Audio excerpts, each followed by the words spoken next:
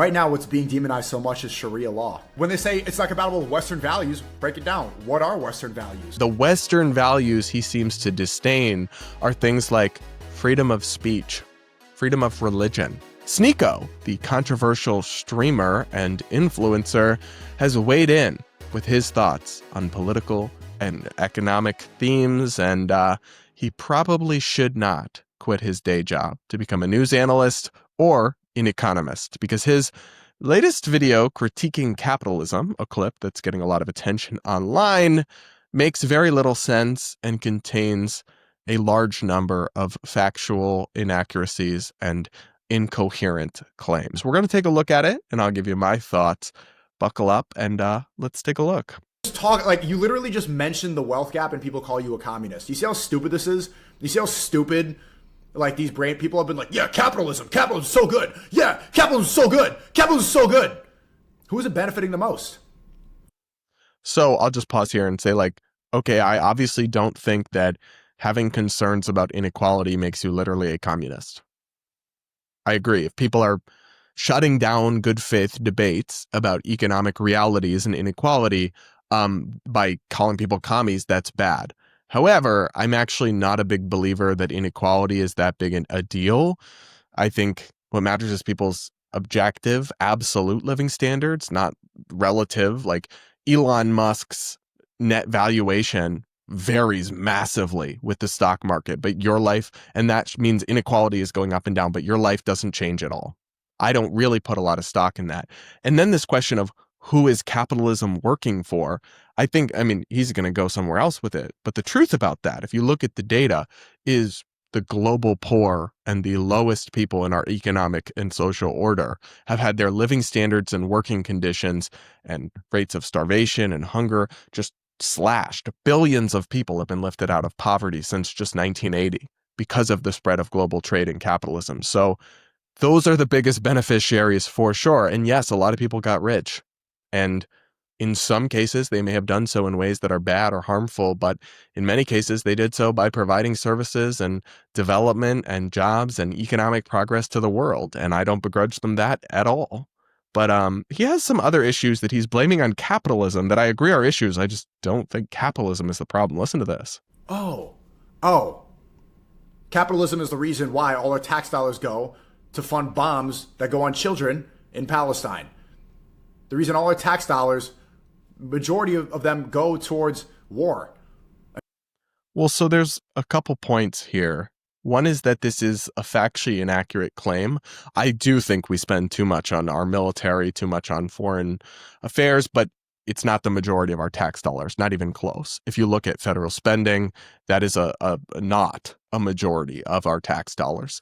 But then two, is that what capitalism is? See, my understanding was that capitalism was a system of privatized means of production with free markets where people engage in voluntary transactions. Not when the government confiscates your money and sends it to their allies in the military-industrial complex or overseas. That's not capitalism. What? I mean, I agree, we do too much of that, but don't blame capitalism for it. And who's the one benefiting from all of our weapons? Who's saying publicly, we need even more. We used all your bombs. Send us more. Send us more. Capitalism. Yeah, capitalism. Look, bro, there's a clear problem. If you even say that, they call you a commie. This is stupid. Time to grow up and have a real conversation. I mean, I agree. We shouldn't just call people communists willy-nilly and try to shut down conversations. But I also think the flip side of that is you should try to keep your conversations about this stuff grounded in facts and correct definitions. And so far, he has totally not done so. Not off to a great start. Oh, and we haven't even gotten to the part where he talks about Sharia law being good, which we will come to. I talked to so many people today in the vlog and on the stream. How much average debt do you think Gen Z holds? They're like 5K, 10K, 20K. You know, $94,000 in debt. You're starting, and Gen Z we're starting adulthood. You're starting at negative 100K. The average person. How are you supposed to have a decent life now in America? So I looked into that, and that is not a real number. That just comes from a survey where they asked some people how much debt you have, and then they extrapolated it. If you look at actual financial household data from the Federal Reserve and like actual serious economic data, it's a lot less. If you look at Credit Karma, other sources, it's a lot less debt. And actually Gen Z, I'll put this graph on screen, has less debt than other generations. So all the other generations are in much more debt than Gen Z actually. But he's making it sound like Gen Zers are just buried in debt. And a lot of this, oftentimes the biggest contribution to these debt figures are mortgages, which is not even necessarily bad or harmful debt to have. So it's just kind of a misleading stat to throw out there. The average salary is what, 40 to 50K? It's actually closer to 70,000, FYI. And you get interest on your debt? Because of capital. Oh, capitalism was so good. What the do you have interest on your debt? Well, because why would anyone just loan you money for free? Like, if it is important that capital exists and that people for economic investments of all sorts, and that you are able to borrow money sometimes when you don't have it yet for a return on investment down the line, but people aren't just going to give you money and then you pay them back the exact same amount. They've lost all that money in the interim and everything they could have done with it and the time value of that money, and they've gained nothing then. That's why interest exists. Huh? Like, you could argue interest rates are too high, but to say, like, why does interest even exist is just uneducated. You see how usury is screwing people over? You take out some student loans, say you take out 60K, and you do your payments all the time. By the time you almost paid it off, you paid almost double of what it initially was because of the interest. Now that initial 60K debt has become 120K because some people are taking interest on it because of usury, because of the capitalism that you dick suck so much. So this last point is particularly amusing to me because I don't think he knows anything about student loan debt. I did a lot of coverage and commentary on this issue. It's almost all government loans owed to the government, and much of it actually has subsidized below market interest rates. But even then, nobody is profiting off of it because there aren't companies, there aren't shareholders getting returns on investments. It's the Department of Education, and the money's going back into the Treasury. There's no profit. No one's taking that money home. It's mostly just probably going to be wasted elsewhere in the government. But yeah, that it's not some get-rich scheme. It's almost exclusively done by the government, which again is not what capitalism is. When the government is controlling money and investments and resources, that is more socialistic on the spectrum. When free markets and private enterprise are controlling markets and businesses, that's more capitalistic. Student loans are almost exclusively, and there's a small amount, like a couple $100 billion of private loans, but it's trillions of government loans. So it's almost all the government. I just don't think he knows very much.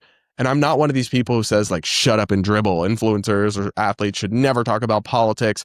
But I do think your opinion isn't more useful or insightful in any way just because you have some sort of platform or skill in something else. And then two, you still have to know your stuff. And too many of them think that just because they're famous, therefore their opinion is worthwhile. No, you actually have to do the legwork to make it worthwhile. And so people should not look to the likes of Sneako for their insight and analysis on economic affairs when he has no idea what he's talking about. Whether you agree with where he's coming from or not, he just doesn't have the basic factual grounding. Yet millions of young people are tuning into these streams and having their worldview shaped by the perspective of somebody who not only doesn't know what he's talking about when it comes to the economy, but also apparently thinks Sharia law sounds good, referring to Islamic law, where women and gays and everyone under the sun, basically anyone who doesn't subscribe to hardcore Islam is viciously oppressed or even killed or stoned. He's like, based. There's no OnlyFans in Sharia law. Listen to this. This is not a caricature. He actually believes this. Right now, what's being demonized so much is Sharia law. But you know what prevents usury? You know what prevents gambling? You know what prevents porn? You know what prevents corruption? You know what allows for a fair governed society? Sharia law. There's a lot of things that people in the West don't like. They're like, we want to have gay pride parades and okay, well, yeah, Sharia law doesn't allow for that. We want to have slut walks and we want to have the pink pussy walks. Okay, Sharia law doesn't allow for that. I can understand why it's not compatible with Western society. Whenever they say Sharia law is not compatible with Western society, it's because we parade around OnlyFans girls, that we make them celebrities. It's because we have gay pride parades. Yeah, Sharia law is not going to work with that system. So is it compatible? Probably not. When they say it's not compatible with Western values, break it down. What are Western values? Shooting the boot, drinking a beer out of a shoe, doing a keg stand, wet t-shirt contests, hot dogs and tailgates?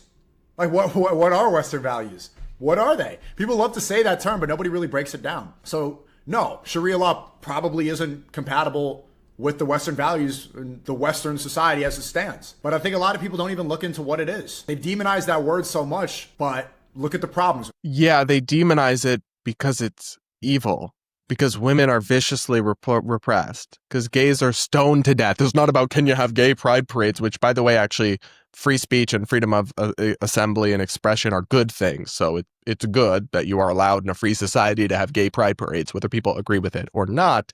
And yeah, the Western values he seems to disdain are things like freedom of speech, freedom of religion, try being Jewish or Christian, not Muslim, in a country with rigid Sharia law.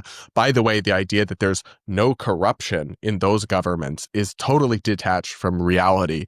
Take your pick of regimes in the Middle East that are deeply corrupt and enrich themselves, but have Sharia law. And yeah, I'm sorry, you don't have to like OnlyFans or any of these things or gambling. You could advocate against them. You could even advocate for them to be banned. But the alternative being Sharia law, yeah, no. If you want that, then you hate America and you hate our values. You hate pluralism, you hate freedom, you hate individualism, and there's plenty of countries you could go live in that do have it. Why not go? Sneako, this streamer, he has the resources to relocate. If it's so based, if it's so awesome, go live in Saudi Arabia. No one's stopping you. But don't try to say that that shouldn't be stigmatized and actually that's better than how we do things here in America. No, it most certainly is not. And if you actually believe that, then you hate America's most fundamental values and should reconsider or relocate. That's my take, at least. Can't say I'm a big fan of this Sneako guy from the little that I have seen about him. But you guys will have to let me know what you think in the comments below. Do make sure to subscribe, like, yada, yada, yada. And that will be it, guys, for today's episode of the Brad vs. Everyone podcast. Thanks so much for tuning in. Do rate and review on whatever podcast platform you listen to podcasts on. And with that, guys, we will talk again real soon.